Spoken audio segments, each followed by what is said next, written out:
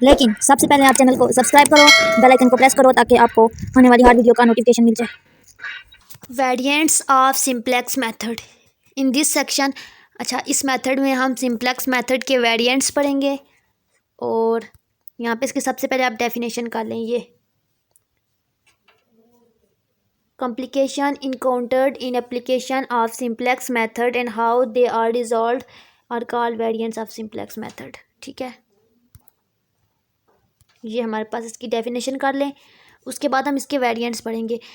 अच्छा, बेसिकली जो हमने पीछे किया बिग एम मेथड और ये दूसरा टू फेस मेथड, ये भी इसके वेरिएंट्स ही हैं।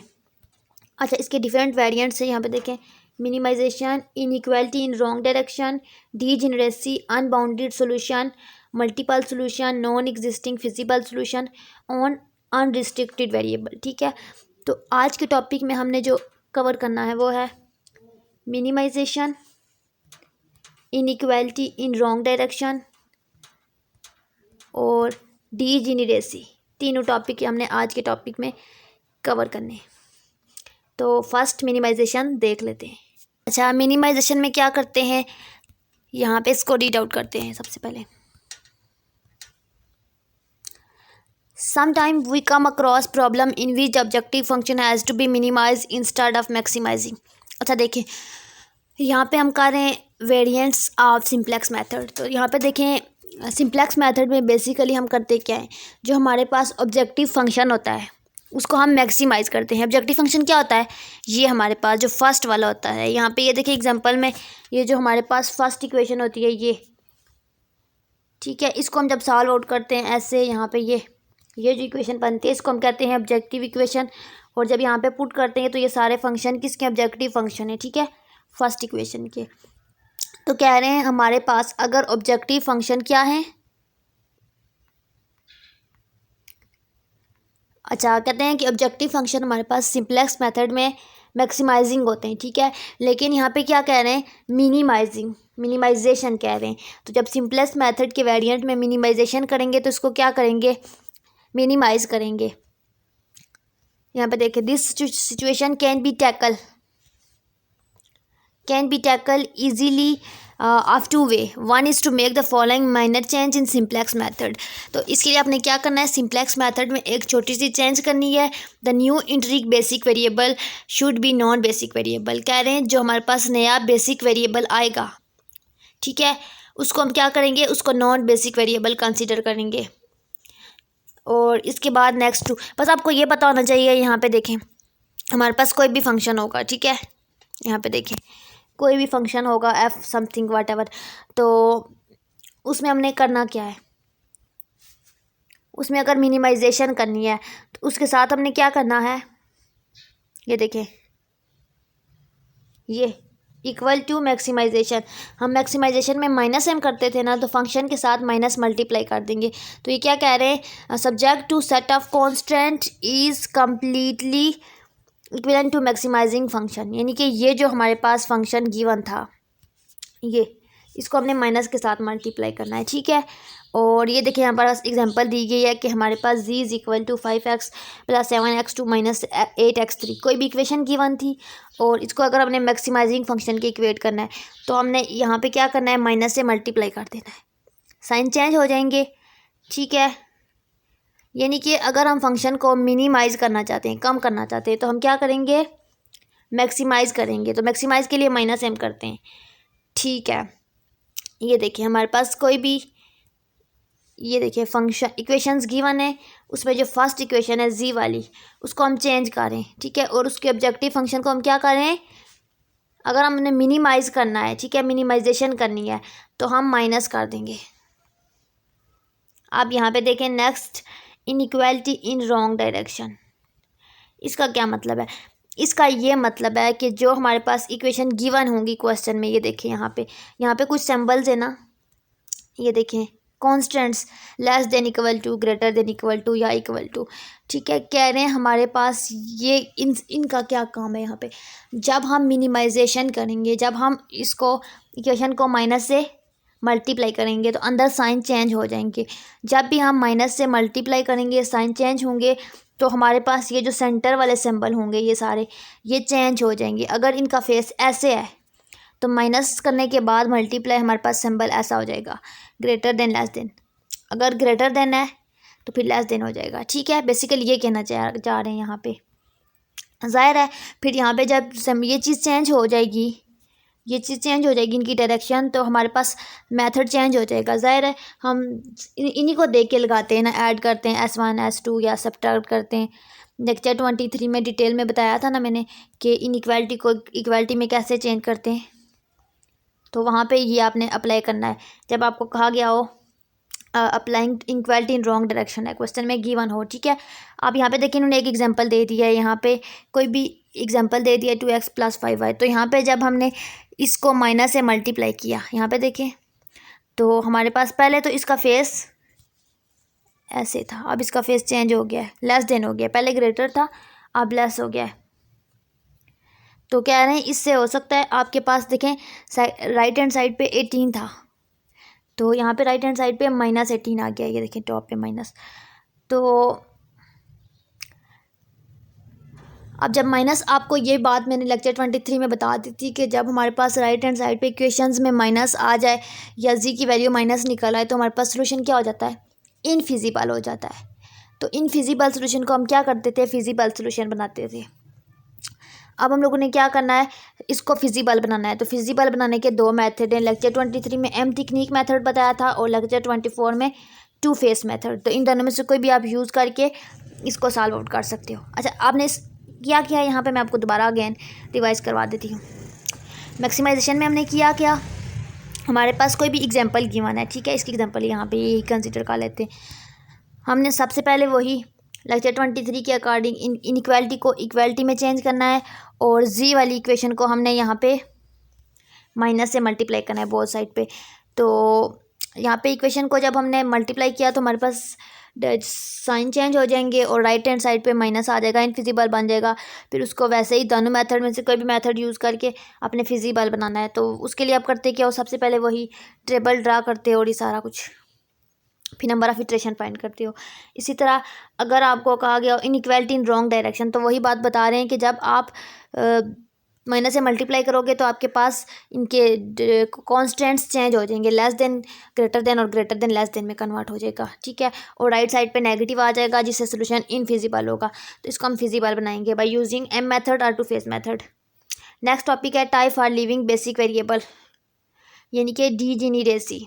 देखें द क्वेश्चन में भी raises as to which the variable is selected to have the basic when many variable reach 0। यहाँ पे क्या कह रहे हैं, यहाँ पे कह रहे हैं कि जब हम बेसिक वेरिएबल सेलेक्ट करते हैं, मतलब जब हमारे पास यहाँ तक हम कर लेते हैं, टेबल तक पहुँच जाते हैं हम, यहाँ से ये हमारे पास होते हैं नॉन बेसिक वेरिएबल और ये बेसिक।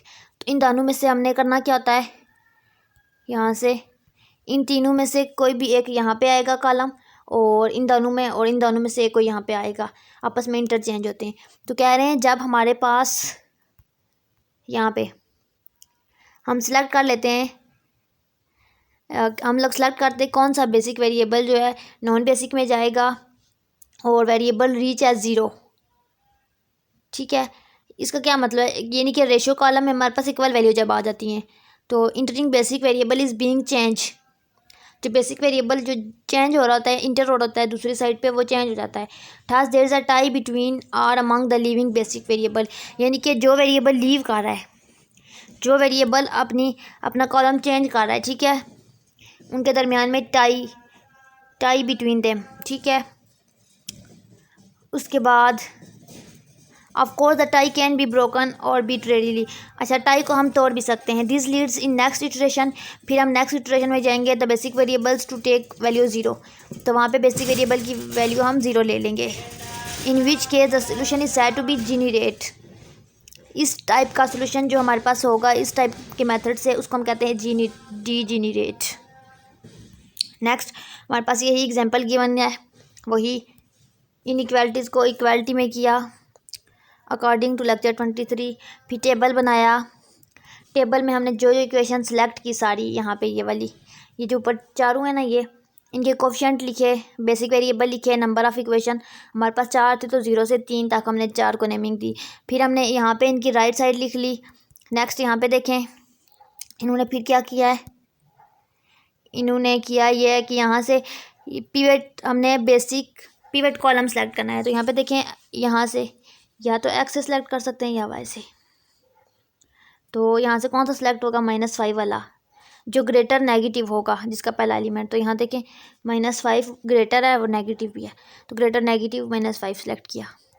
ठीक है, अब हमने क्या किया, अब इस वाई को यूज़ करके और राइट हैंड साइड को यूज़ करके हमने रेशो निकाली। रेशो कैसे निकाली, 40 डिवाइडेड बाय 0 इन्फिनिटी आ गया। ठीक है, फिर 30 डिवाइडेड बाय 1 इक्वल है 30 आ गया, और फिर लास्ट में 30 डिवाइडेड बाय 1 हमारे पास 30 आ गया। ठीक है, रेशियोज़ आ गई। अब हमने नेक्स्ट में क्या किया, अब हमने डिसाइड करना होता है इसके बाद कि कौन सा बेसिक वेरिएबल यहाँ से नॉन बेसिक में जाएगा, यानी कि इन दोनों में से और इन तीनों में से कौन सा वेरिएबल आपस में चेंज होगा। ठीक है, तो यहाँ पे देखें सबसे पहले हमने कौन सा ये वाला कॉलम सेलेक्ट किया था, तो इसके लिए पहले पिवट रो सेलेक्ट करनी पड़ती है। तो यहाँ पे देखें, यहाँ पे भी 30 है, यहाँ पे भी 30 है, तो मिनिमम रेशियो वाले को हम पिवट रो कहते हैं। तो दोनों बराबर हैं, तो दोनों में से आप कोई भी रो सेलेक्ट कर सकते हो, आपकी मर्ज़ी है। तो यहाँ पे हम कौन सी करें, हम x3 वाली कर लेते हैं, ये वाली कर लेते हैं। एग्जाम्पल में भी इन्होंने यही किया है। ठीक है, जब हम ये सिलेक्ट कर लेंगे तो हमारे पास पिवट एलिमेंट आ जाएगा जो दोनों में कॉमन हो, ये, और इसको कहते हैं 1। अब हमने करना क्या है, 1 को इन सारे जो पिवट रो है एलिमेंट से मल्टीप्लाई करना है, और जो मैक्सिमम आएगा ना वही हम लोग रो कॉलम जो इंटरचेंज करेंगे उसी का। ठीक है, यहाँ पे देखें हमने इस पूरी रो को नहीं मल्टीप्लाई करना, इस पूरी रो को नहीं, हमने जस्ट यहाँ पे इसके नॉन बेसिक वेरिएबल यानी कि ये जो S1 S2 S3 वाले नहीं है, ये 0 0 1 इसको करना है। तो आपको पता है जब भी 1 0 से मल्टीप्लाई होगा 0 0 और ये 1 वाला आएगा, यानी कि ये आएगा, एक ये आएगा और एक ये। तो यहाँ पे देखें इसका y था पिवट कॉलम और इसका S3, यानी कि हमारे पास इंटरचेंज क्या होगा, y और S3। यहाँ पे देखें अब हमारे पास y और S3 आपस में इंटरचेंज होगा, तो ज़ाहिर है फिर हमने इंटरचेंज किया और फिर उसके बाद हमने यहाँ पे देखें इंटरचेंज करने के बाद हमने रो ऑपरेशन किया, इसको रिड्यूस किया और फिर हमारे पास ये फॉर्म आ गई है। इसको हमने फर्स्ट इटरेशन का नाम दिया। अब हमने दोबारा करना है सेकंड इटरेशन के लिए, तो वही स्टेप बार बार रिपीट करने हैं। सबसे पहले हमने पिवट कॉलम सेलेक्ट करना है, फिर हमने रेशियो निकाल लिया है। यहाँ पे देखें ये पिवट कॉलम के बाद ये हमने यहाँ पे रेशियो निकाली, फिर रेशियो निकालने के बाद हमने यहाँ पे पिवट रो सेलेक्ट की और फिर हमने पिवट एलिमेंट देखा और फिर हमने मल्टीप्लाई करके पिवट कॉलम के पहले एलिमेंट को हम लोगों ने मल्टीप्लाई किया पिवट रो के बेसिक वाले एलिमेंट से। ठीक है, तो हमारे पास जो मैक्सिमम आया उसको हमने इन दोनों में से उस कॉलम को हमने सेलेक्ट किया और यहाँ से पिवट कॉलम को सेलेक्ट किया और दोनों को आपस में इंटरचेंज कर दिया। फिर हमने रिड्यूस किया और हमारे पास सेकंड इटरेशन आ गई और इसी तरह हमारे पास 100 ऑन सारी इटरेशन आ जाती हैं। ठीक है,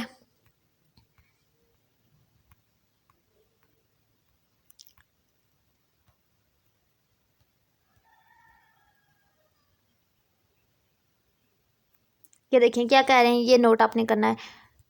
1 of the basic variable of S2 in the final table of simplex method has equal value to 0। कह रहे हैं यहाँ पे देखें ये जो टेबल है इसमें हमारे पास वैल्यू क्या है, 0 है, लीडिंग टू डिजेनरेट सोल्यूशन। तो हमने क्या कहा था, डिजेनरेट सोल्यूशन में हमारे पास अगर 0 हो तो डिजेनरेट, तो आपने बता देना है डिजेनरेट है, वही मेथड करके सारा।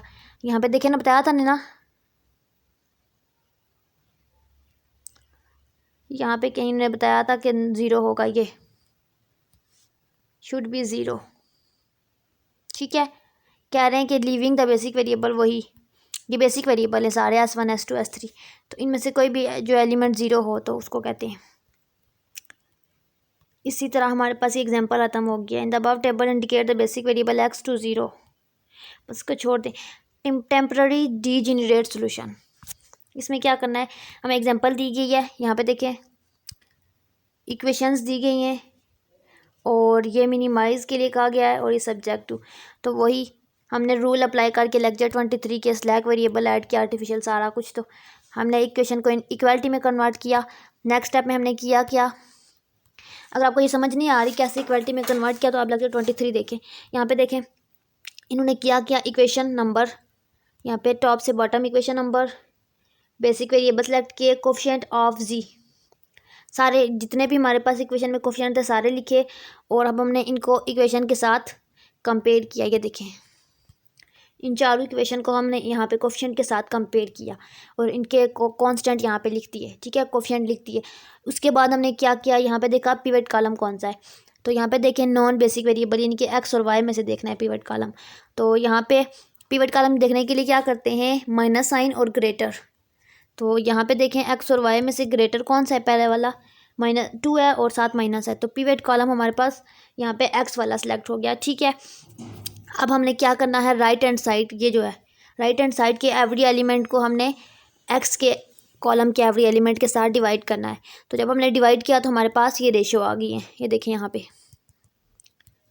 12 को डिवाइड किया हमने 4 के साथ तो हमारे पास आंसर आ गया 3, ठीक है। इसी तरह 8 को डिवाइड किया 4 के साथ, आंसर आ गया 2। इसी तरह 8 को डिवाइड किया 4 के साथ तो आंसर आ गया 2। अब हमारे पास इसी तरह सारी रेशियो आ गई हैं। अब हमने बेसिकली करना क्या है, यहाँ पे ये जो रेशियो आई है इनमें से देखना है सबसे मिनिमम रेशियो कौन सी है। तो यहाँ पे देखें ये भी 2 है, ये भी 2 है। तो इन दोनों में से आप अपनी मर्ज़ी से कोई भी पिवट रो सेलेक्ट कर सकते हैं, आप है। तो यहाँ पे इन्होंने कौन सी की है, इन्होंने भी रो सेलेक्ट किया है, X enter the basis and S two leaves. यहाँ पे इन्होंने पिवट रो सेलेक्ट की है ये वाली S2 वाली। फिर इन्होंने क्या किया है, यहाँ पे 4 है तो यहाँ पे हमारे पास 1 होना चाहिए, इसको 1 बनाना है। यहाँ पे इसको 1 बनाया और इसको 1 बनाने के बाद वही वैसे ही हमने क्या किया, मल्टीप्लाई किया और देखा कौन सा बेसिक वेरिएबल और नॉन बेसिक वेरिएबल इंटरचेंज होगा। इन दोनों को कॉलम को इंटरचेंज किया।